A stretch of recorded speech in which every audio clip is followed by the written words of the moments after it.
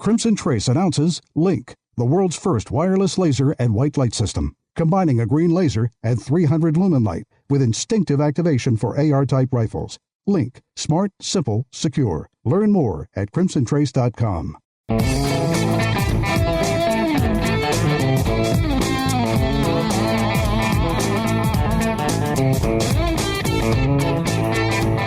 The number one national voice in defense of your Second Amendment rights. Gun Talk, available on iTunes and on the free GunDealio smartphone app for Android and iPhone. To be on the air with Tom, call us now, 866-825-5486 or 1-TOM-TALK-GUN. Now, here's Tom. Hey, welcome back. Tom Gresham here. It's Gun Talk. Remember, over on Twitter, I'm at Gun Talk and posting a lot of news things there. If you want to stay informed, that's a really good way to do that. Just check it out on Twitter at Gun Talk.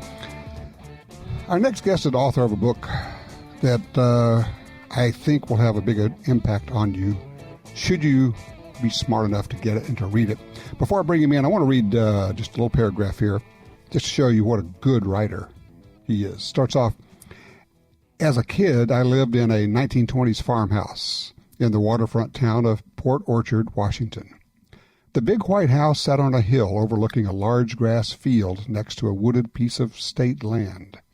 Through the years, parts of that field raised vegetables, gardens, goats, pigs, and chickens.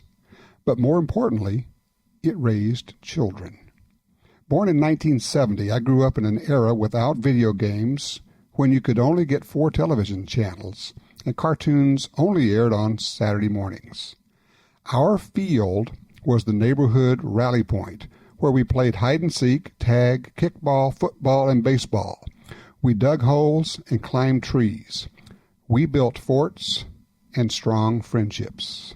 Now that's some good writing right there. It's a true pleasure to welcome Andy Brown, the author of Warnings Unheeded, Twin Tragedies at Fairchild Air Force Base. Andy, welcome to Gun Talk. Hey, thanks, Tom. I've been a fan of the show for a while. Thanks for having me. Well, I am so glad I got a copy of the book. Thank you so much. For those, just to kind of give them, because we just don't have enough time to do this book justice. It is a dense book, years and years and years of research into this. Talk about the twin tragedies. You had a crash at Fairchild Air Force Base just a few days separated from a mass shooting. You document the path of this fella who ends up murdering people that you ended up having to stop. The whole time I'm reading it, I am just wanting to scream at every opportunity that was missed. Because he was identified as troubled, as mentally troubled, as dangerous. How did it get through so many people to get to the point where he's actually going into the hospital and shooting people? That's a good question. There were several missed opportunities, and I think that these incidents share that as a commonality in all of these active shooting or active killing incidents. The media initially will report that nobody could have seen it coming, no one could have predicted it, but if you go back and look, there's several warning signs and red flags that people identified, but then fail to act on them, or their superiors fail to act on them. It seems to me, and the warning here is for everybody, whether you're a boss, an administrator, a business owner, or just a coworker, to not just shrug and go, well, yeah, he's just crazy, or he's a little goofy, or he makes me uncomfortable, or he scares me. But people who said that, it's more difficult to do the confrontation and say, okay, we're going to fire this guy. We're going to get him out of here. We're going to do something about this, as opposed to just going, oh, well, that's just kind of how it is, and it would be easier not to do anything about it. Yeah, a lot of people are in denial. They just hope nothing will happen. That's one reason why I wrote the book and put such a detailed history of this former airman's progression toward his crime, so that people could see how he progressed toward the crime and how his mental state was deteriorating to where he thought violence was his only solution. Okay, so when this thing starts, you're a law enforcement officer on the Air Force Base, shots get fired, and you jump on a bicycle, and you're pedaling toward the shots, but your preparation didn't start there. You spent years, and this is what I want to touch on, you spent years making yourself a warrior. Is that fair? Yeah, you could say that. Like a lot of people in law enforcement, you can't live in denial. You have to prepare yourself for the possibility of a lethal force encounter and prepare yourself for it. You talk about one of the things that I like to talk about a lot, which is you did the visualization. You went there mentally hundreds, if not thousands of times of, if this happens, I will do this. If this happens, I will do this. What will I do if this doesn't work? I mean, on and on, right? Yep. That way I won't be in denial when it does happen, and I'll be able to just react. All right. People keep telling us handguns are self-defense tools. They're only good to a certain distance. The fight you're in, you're probably just going to end up shooting real close up, and it's going to be 2 to 5 yards on average, blah, blah, blah, blah, blah. When you finally had to shoot this guy, he's got a rifle, you've got a Beretta 92. How far away was he? Well, at the time, he looked pretty close. I encountered him out in front of the hospital, and he was in the middle of a road as I rode up on him. He was firing it, and when I challenged him, he fired in my direction. And I figured if I could see him, I could hit him, but I had no idea that he was 70 yards away when I actually made the shot. 70 yards with a 9mm pistol, a double-action pistol, although you fired, I think, 2 or 3 shots, and you ended up shooting single action. But you had made yourself a good shot.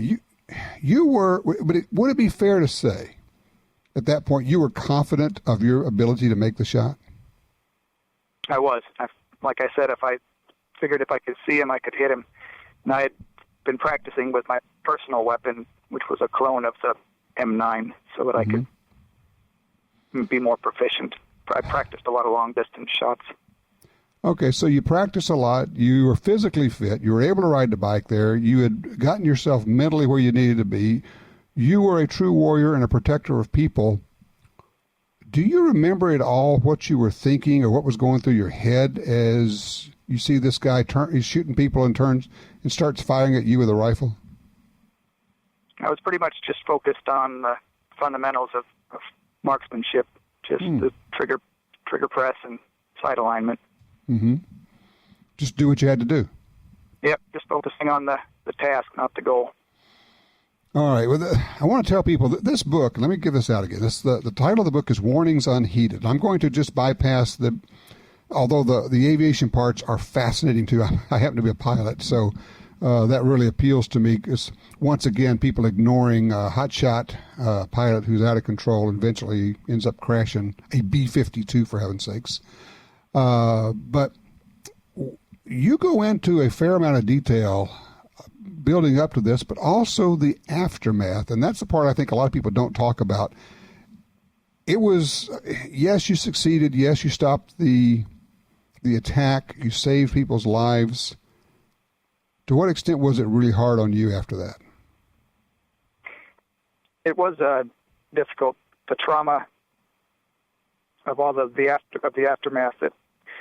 It didn't bother me that I had to shoot the gunman, and taking his life it didn't bother me at all. But knowing that in the 2 minutes before I got there that he had wounded 22 and killed 5, I beat myself up about that.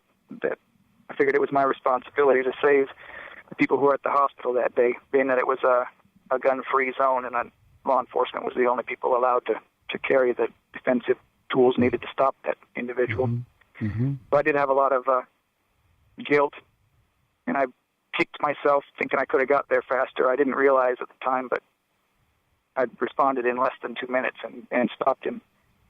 But I did experience quite a bit of post-traumatic stress-like symptoms in the aftermath. It took quite a while to work through it. And what you've learned since then, of course, is this is fairly common. We know that law enforcement officers often, it costs them marriages, it costs them jobs. Alcohol is often an issue after the fact. This is a tough part, and it's the part that people don't talk about, is it?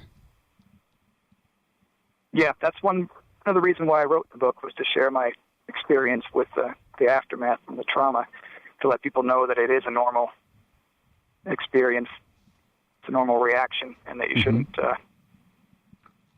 be any stigma associated with seeking help for it. What are you doing these days? I work for the Border Patrol in Spokane. Cool. And I'm raising a young family. That's outstanding. Now, do you, and I don't know, do you have an affiliation or some kind of connection with Marty Hayes, the Firearms Academy of Seattle? I do. Marty and I first met in 2009 when I was taking a class with Masad Ayub. Marty was hosting Mass's class back then. And since then, he's had me come and help him teach a new active shooter interdiction class that he's developing. So I get to see him maybe 2-3 times a year. That is outstanding. I tell you, the book is titled Warnings Unheeded by Andy Brown. Andy, we could spend an hour. I don't have it. I am out of time. I just want to tell people to absolutely go get this book. It's dense. You will dive into the middle of it. It will capture you, and it won't let you go. Thank you for writing it. Thank you for what you did. Thank you for stopping this guy. Thank you for being who you are, man. Thank you, Tom.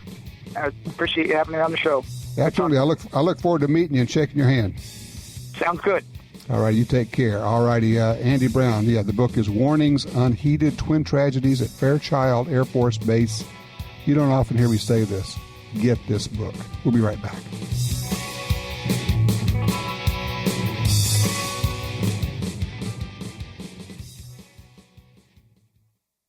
Laser sights enhance shooting fundamentals, sight alignment, and trigger control. Training with laser sights increases muzzle awareness, improves and corrects sight alignment at sight picture, and aids in acquiring and maintaining sight picture in low light conditions. Call 800-442-2406 or visit crimsontrace.com for a free copy of our laser training video, The Laser's Edge, and learn why Crimson Trace is making laser sights standard equipment. Attacks happen every day. How will you react? See real people put into real-life criminal attack situations on First Person Defender. Discover what works and what doesn't. Kidnapping, ATM robbery, home invasion, and other attacks. Learn how to save your life and the lives of your family. Get the entire first season on DVD at shopguntalk.com. Get prepared. Shopguntalk.com. Are you looking for a place to shoot? The National Shooting Sports Foundation has a great website called wheretoshoot.org. It's the largest database of shooting ranges on the internet. It's also a great resource for shooters where you can find video tips, printable targets, and a lot more. Find it online at wheretoshoot.org. And while you're there, download their free iPhone app. That's wheretoshoot.org. This land, once wild and free, fades now from our memory.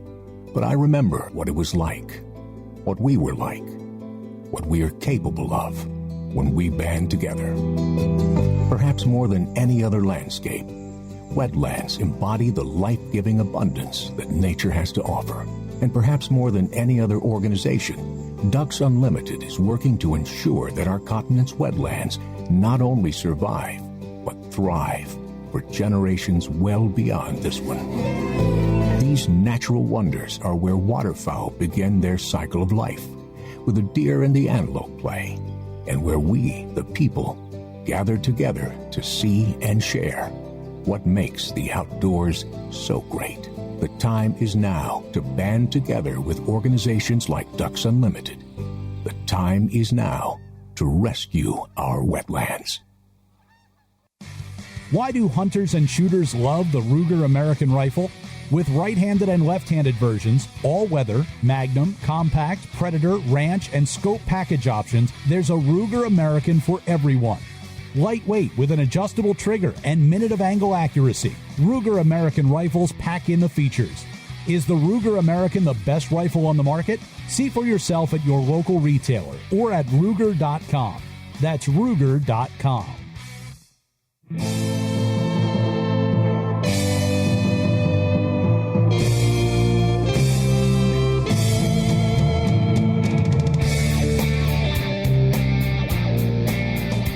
Fascinating stuff. I tell you, that book, we just interviewed Andy Brown. Warnings Unheeded is the name of the book. You don't often get to talk to somebody who stops a mass murder and a guy who makes a 70-yard shot with a 9mm pistol to stop a guy with a rifle. Headshot, I might just mention. most impressive individual. Speaking of impressive individuals, our next guest, a friend of mine, and he has been in the forefront of the gun rights movement and preserving and regaining gun rights for Americans. Alan Gottlieb from the Second Amendment Foundation. Alan, welcome. Hey, good to be with you, Tom. Absolutely. We're going to be getting together here before too long at the Gun Rights Policy Conference. I can't wait. It'll be good to get to see you again, too, and you get to MC the big awards luncheon, so that should be real super. You know what that means? That's a free lunch, baby. Except, the only problem is everybody else gets a free lunch, too. Yeah, and it comes in a box. That's right. It comes in a box, but it is true. The lunch is free to everybody. The weird part is, and it is weird to me, the entire Gun Rights Policy Conference is free to attend. It's just crazy, and you come away with more books and material than you can physically carry. It's just nuts. How long has GRPC been going on? I think this is the 32nd annual Gun Rights Policy Conference. It's actually older than a couple of my grown children. And we're just very fortunate and very lucky that we have enough corporate sponsors to help put it on so that it's free. And, you know, the meals are free, the attendance is free, the books you get are free. It's an amazing event. It really is. And going to be in Dallas this year. If you want information on it, you can go to the SAF website, saf.org. It'll have the information on GRPC. One of the things that Second Amendment Foundation does so well, Alan, is the litigation side of things and also just helping people get the word out. You did something recently that I thought was fairly interesting. You issued a travel advisory to gun owners, basically to stay out of California. What was all that about? Well, as you know, Tom, and your listeners probably know as well, California over the last few years have enacted a lot of really restrictive, punitive gun control laws. And if you don't live in California, you don't really know what those laws are. And coming in as a visitor with your firearm to protect yourself or your family on a vacation could put you in jeopardy, and it can be very dangerous with the government coming after you. Mm-hmm. So we put out a travel advisory to avoid California this summer. If you're vacationing or traveling, go somewhere else because it's not gun friendly at all, and they've got become obnoxious to gun owners, particularly those from out of state who legally, in most ways, can't comply with the California laws because they're meant for residents of California. Mm-hmm. So you can't even ahead of time do something to make yourself legal to bring your gun there. So, I mean, you could go there thinking, as people have, hey, I'm obeying the law, I'm a good guy, I'm doing it all right, and then find out, oh, wow, I violated a magazine limitation or a firearm limitation or something, and all of a sudden you get yourself in deep stuff. Yeah, like as an example, if your handgun happened to have a threaded barrel, it would be illegal, no matter how big the magazine was. And so there's a lot of things there that are a problem. And if you're traveling in California, you'd have to have the firearm locked up in one box, not accessible to the driver, and the ammunition stored somewhere else, not accessible to the driver. And if you got stopped for a traffic ticket and that wasn't the case, you could end up spending your vacation in a California jail. Oh, gosh. How's the reaction been to that? I'm sure some people are going, what is that? Well, it's actually, the reaction's been amazing. It's gone viral on the Internet, and we've hit a lot of major national news outlets as well. But I was amazed how it went so viral on the Internet. And it's interesting, it's the only negative pushback we've gotten is a few people are saying, well, how come you didn't put one out for my state? I live in New York, and it's horrible. I live in New Jersey, and it's horrible, too. Yeah, how about New York, New Jersey, and Massachusetts? Yeah. Yeah, but the problem, though, is California they're all new laws that are put in place, and nobody has even had time to know what they are.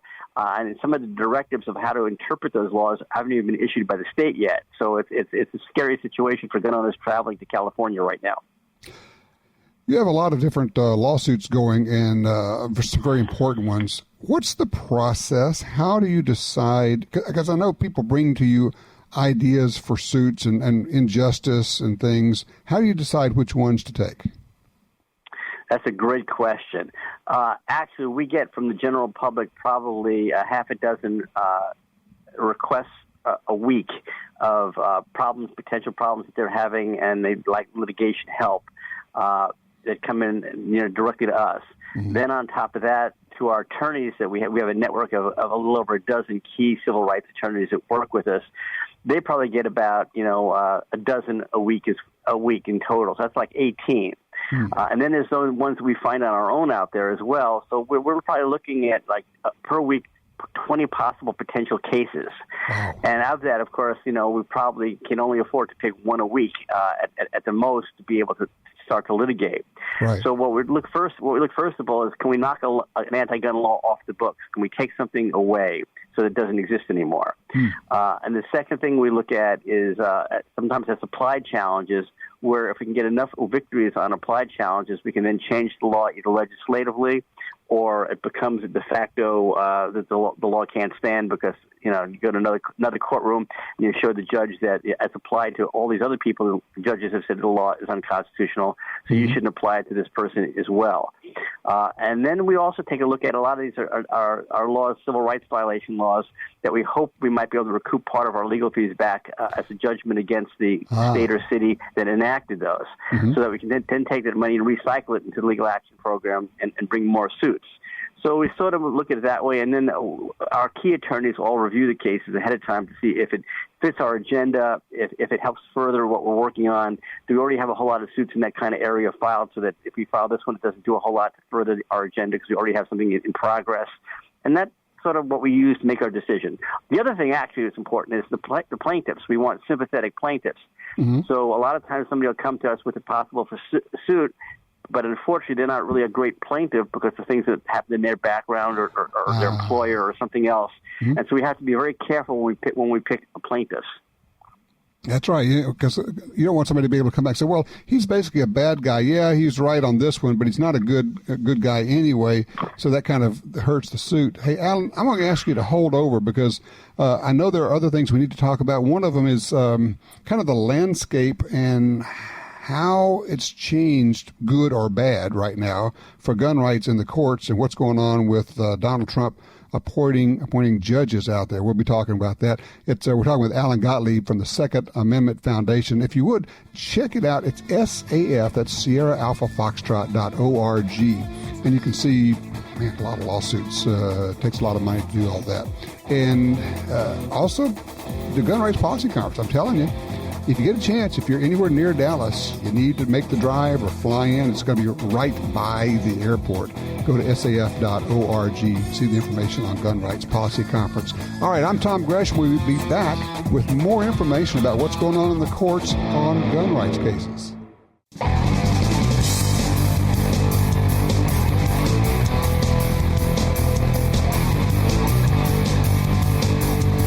Sign up for our Gun Talk newsletter and join the Truth Squad at www.guntalk.com. Now, back to Gun Talk with Washington Times opinion page regular contributor Tom Gresham. All right, back with you. Yeah, matter of fact, you can sign up for the Truth Squad and get our newsletter. It goes out weekly now, and it's free. It's in your inbox. Just go to guntalk.com. By the way, speaking of free, we have the GunDealio app, where you can just save gazillions of dollars, and it just goes on your smartphone, and you find out about cool deals, extra magazines, special promotions. It'll also give you a little bit of a ding sometimes when you go into a gun store and tell you about some kind of a new deal or something that's available, things that you might not have known about otherwise. It's called GunDealio, and you just go to GunDealio.com or get it off the App Store or Google Play for your Android. All right, we're talking with Alan Gottlieb from the Second Amendment Foundation. Alan, how long has SAF been around? SAF's been around since 1974.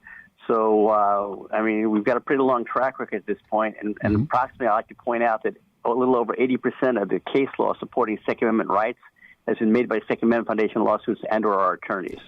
Oh, wow. That's amazing. And I know you work with, let's just say, a dozen or more attorneys out there, including some very notable ones in some Supreme Court cases and a lot of lower court cases. And that's what I want to talk about for right now, because only 1 or 2% of the cases that are appealed to the Supreme Court actually are accepted. Everything else gets decided at a lower court level. And that's, I think, maybe where Donald Trump is making some impact. Yes, well, of course, he's made some big impact at the U.S. Supreme Court with the Gorsuch nomination and confirmation as well. But so far, we have a judicial accountability project here at the Second Amendment Foundation that monitors all the court appointments to the federal bench. And so far, every nomination Donald Trump has made appears to be a very good person who supports Second Amendment rights. So we're kind of excited about these appointments. He has a chance to actually nominate in the 4 years in office approximately a little over 30% of all the federal judgeships between the large number of vacancies that were left after Obama and a lot of elderly judges who are going to be retiring. Wow. He can really shape a Second Amendment, court system for us over the next 4 years. And that's one of the reasons, Tom, why the Democrats are dragging their feet on confirmation hearings, because they don't want him to be able to do that. Sure. So obviously, I mean, that's the bottleneck, is it's got to get through Congress. But at the same time, at least it's better than having Hillary appoint judges that are known anti-gun rights judges, because, of course, she made it, for those who have forgotten already, Hillary made it an important part of her platform to ban guns, some guns, the most popular guns, and she made no bones about it. I mean, every single speech she made, every campaign stop, she was beating on that gun ban drum the whole time, and I would submit that is one of the things, maybe an important part, that made sure she did not get elected. You're 100% right about that. Gun owners turned out in record numbers in states like Pennsylvania and Michigan and Wisconsin. And that was the so-called blue state firewall the Democrats had to make sure they kept the White House. Mm-hmm. And gun owners helped pierce that. But as a result, Tom, a lot of the Democrats now who are anti-gun know that gun owners were responsible for their defeat of their candidate, and now they want to pick on us that much more. So we're now more in the spotlight than ever.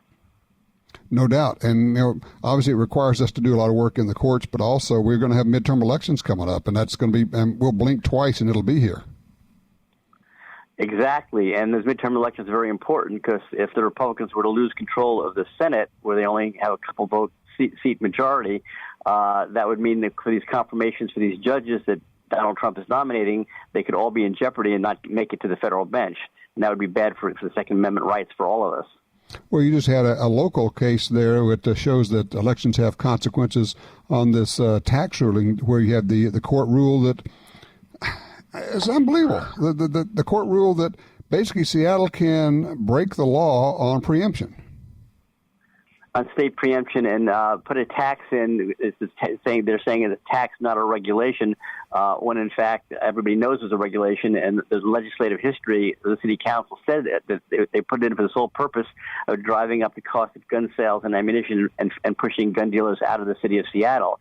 And now, of course, the sad part about that is that it was being watched and can be copied by a number of cities all across the country, particularly with Michael Bloomberg's anti-gun group, Everytown, is already on board with the legislation, pushing it all across the country. Their attorneys helped write the Seattle ordinance. So now what happened in Washington State has become nationalized, and we're going to see new taxes on guns and ammunition in cities all across the country. I would actually put it maybe possibly a little bit different way. Rather than saying that this Bloomberg bill or effort has become nationalized, I would say it's become weaponized, and they're going to use it around the country to attack gun owners and gun rights.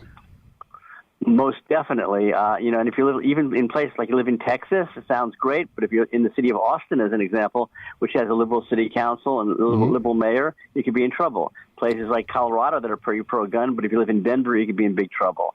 Oregon, which is fairly pro-gun again, Portland, Oregon's a problem. If you're living, anywhere in the state, even if it's a so-called red state with good laws protecting gun rights, you could have a problem in these local cities. Now, do I remember right? The tax there is like a nickel on every round of ammunition? It's 2 cents if it's a .22 caliber, I believe it is, and 5 cents for everything else, and $25 per gun. But the problem is this, Tom. Forget what Seattle is charging. The fact that they have the right now to do so, and other cities now have the right to do so, it's not going to be $25 per gun. Before you know it, it's going to be $100 a gun, $500 a gun, $1,000 a gun. That's what's going to happen here, because once they're legally allowed to do it, there's nothing limiting what they can charge. Sure, they can charge anything they want, and of course the goal is to ban gun stores, to drive them out of their cities, and it just goes on and on. Exactly right. Well, Alan, thank you so much for fighting this. Keep us posted on that. that thing in Seattle is one that we all need to be paying attention to. And I'm sure we'll be talking about that at the Gun Rights Policy Conference coming up next month in Dallas. We sure will. Thank you, Tom. All right, you take care, Alan. All righty. Yeah, check it out. I'm going to be there. Hope that you are too. Gun Rights Policy Conference is going to be in Dallas next month. Don't go far, because when we come back, we're going to be talking to one of the best competition shooters of all time.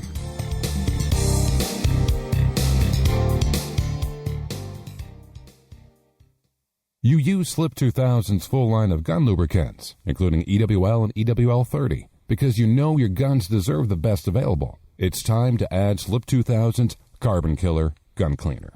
Carbon Killer dissolves carbon and lead on contact, is not toxic, and reusable. Carbon Killer works on all weapons, including handguns, rifles, and machine guns, plus silencers and compensators. Slip 2000. We're all about gun care. Learn more at slip2000.com. In the war on terror, fighting crime in the streets, in competition and homes around the world, one name in firearms stands out: Sig Sauer. Our pistols and rifles are renowned for their unfailing performance. This same commitment to excellence can be found in our line of SigTac accessories and the training offered by the Sig Sauer Academy. For unmatched quality, reliability, and innovation when it counts, choose Sig Sauer. Visit sigsauer.com today. If you carry a gun, you need training. Your concealed carry class was definitely not training. But time, money, and obligations keep you from spending days at a shooting school. The trusted folks at Gun Talk can help. Concealed Carry 1, our DVD featuring the VADA Group, covers what gun, what holster, how to carry, where to wear your gun, and much more. Visit shopguntalk.com. That's shopguntalk.com. Look, this really is life and death. Learn how to stay aware, how to get away, and how to fight if you must. At shopguntalk.com, you can get the 2 DVD set, including Fighting with the 1911 with Tiger McKee. No matter what gun you carry, this vital training info can save your life. Learn the draw, the stance, reloading, vital gear from Gun Talk. That's shopguntalk.com. shopguntalk.com. Well, August is National Shooting Sports Month, and you can celebrate it many ways. Find an event near you and take your friends. Cash in on the deals and discounts retailers are offering this month. Gun stores and ranges can host events. You can introduce friends and family to shooting. Get involved to help the shooting sports and the Second Amendment. To find an event, a shoot, or how to participate, visit shootingsportsmonth.org. well.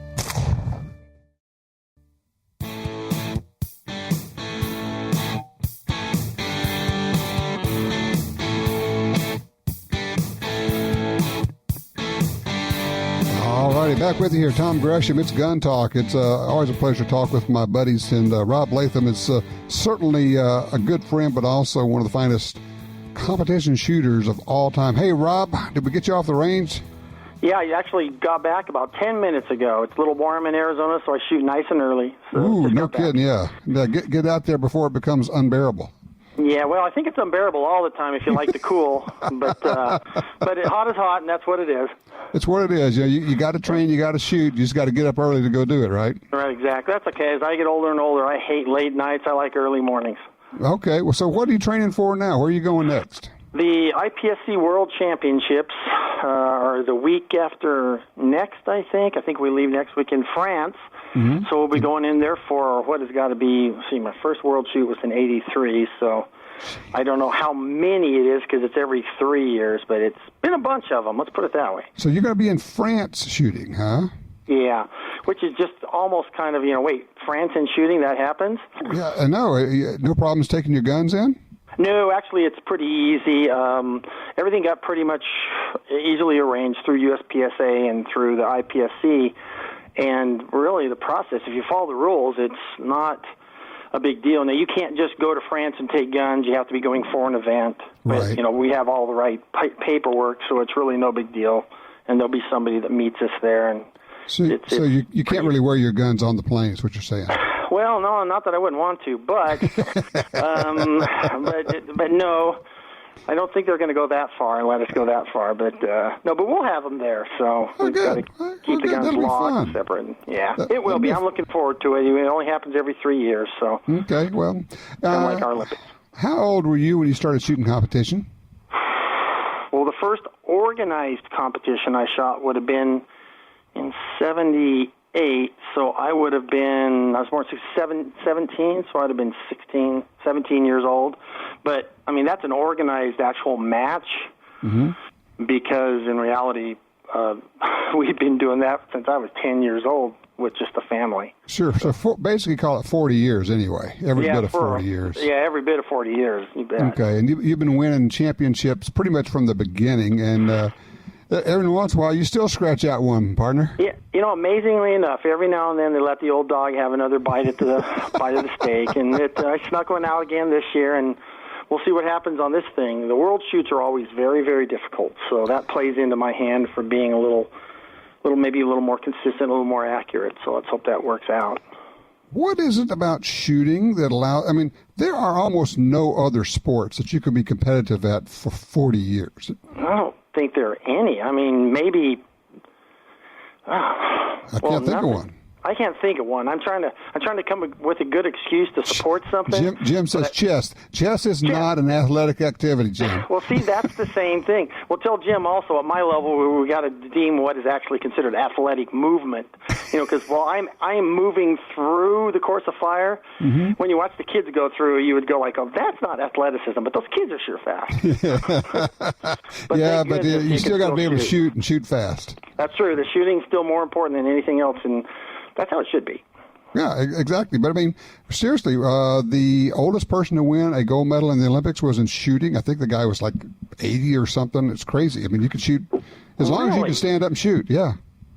Well, that's awesome. So you're telling me I've got another 30 years to go. That's right. You just keep at it. You're going to get this right, man.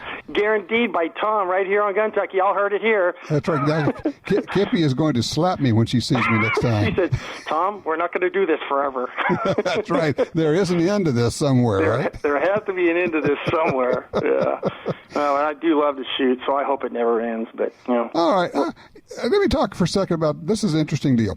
I've been telling people there's never been a better time to buy guns and ammo.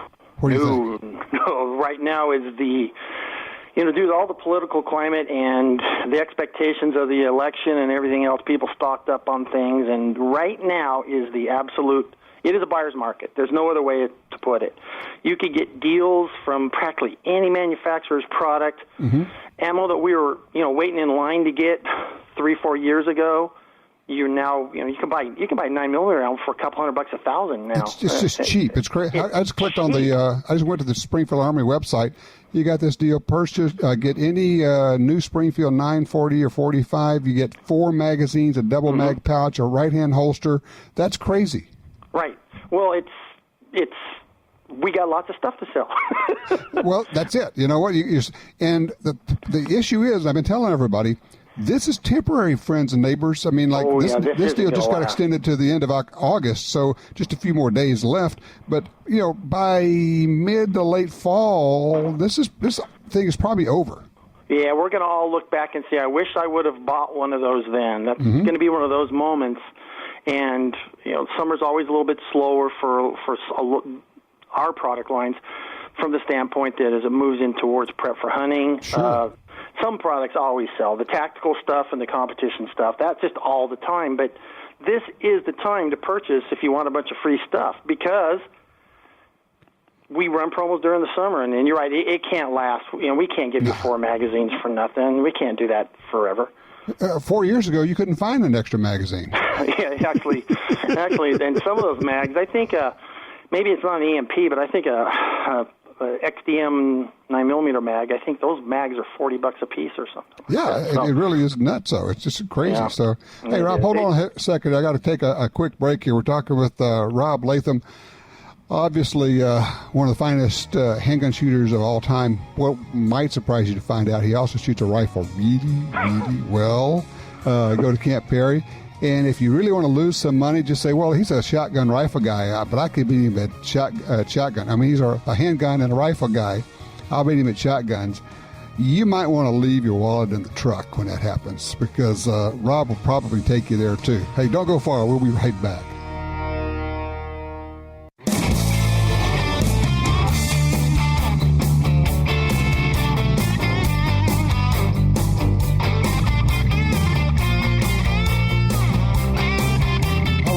Rob Latham's been shooting competitively for more than 40 years. Rob, I would submit to you this. It is easier to get into competitive shooting now than any time in the past for any number of reasons. What do you think? So you're absolutely right. There are so many organizing bodies. There's so many variants of every single sport. If you go to sporting or shotgun shooting, you've got traditional trap and skeet. There's sporting clays. There's FETASC. If you go to pistol shooting, you have traditional bullseye shooting. You have 3-gun, which uses more than just pistols. You have practical shooting run by IDPA, USPSA, all these different groups. And you know what happens is pretty soon, there's a phone going off there. That's all right. Ignore it. You don't want to talk to him anyway.